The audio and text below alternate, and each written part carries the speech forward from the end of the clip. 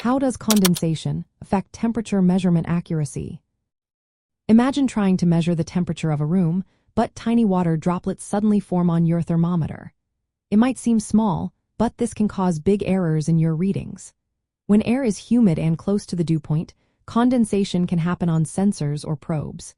This occurs when the surface temperature drops below the dew point temperature, causing water vapor to turn into liquid water. If the sensor gets wet, it can respond differently than expected. Water on the sensor surface changes how heat moves between the environment and the sensor. Instead of measuring the air temperature, it might measure the temperature of the water droplets. Since water conducts heat differently than air, this can make the sensor give a biased or delayed reading. Sometimes, condensation can even cause the sensor to stop working temporarily. If water keeps dripping or pooling on the sensor, it might produce no data at all. Also, if part of the probe is cooler than the surrounding air, condensation can from there and cool the sensor further. This cooling effect can lead to lower temperature readings than the actual air temperature. These issues are most common in environments with high humidity or rapid temperature changes. For example, in industrial settings or weather stations, condensation often occurs when temperature or pressure shifts quickly. To prevent these problems, scientists and engineers use special techniques.